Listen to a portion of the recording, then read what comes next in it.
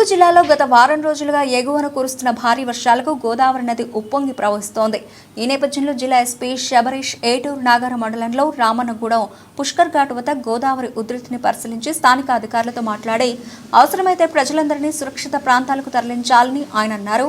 మరోవైపు వాజేడ్ మండలంలో 163వ జాతీయ రహదారిపై తెలంగాణ నుండి ఛత్తీస్గఢ్ రాష్ట్రాలకు వెళ్లే రహదారిపై కడైకల్ బ్రిడ్జ్ పైకి గోదావరి వరద నీరు రావడంతో రెండు రాష్ట్రాల మధ్య సంబంధాలు తెగిపోయాయి.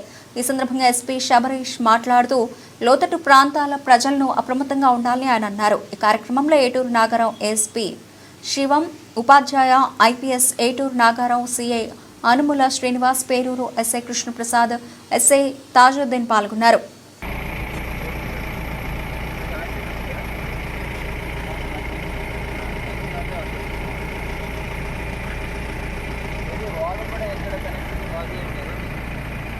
గోదావరికి ఏదైనా వచ్చి ఇప్పుడు ఆ లోపల పరివారం ప్రాబ్లం కదా. అదే ఇప్పుడు గోదావరి 9.5 వాటర్ వెళ్తుంది. అక్కడ 13 ల్యాక్స్ 14 ల్యాక్స్ లాస్ట్ అక్కడ వాటర్ ఎక్కువ ఉంటాయి. వాటర్ అక్కడ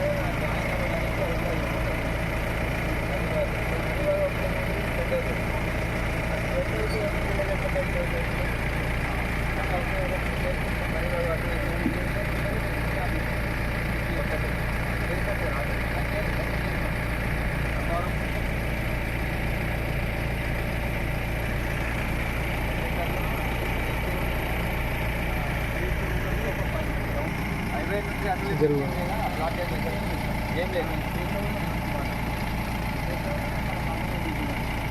ఇప్పుడు రివర్ మనకి బోర్డరా అక్కడ వచ్చేసి ఎక్కడ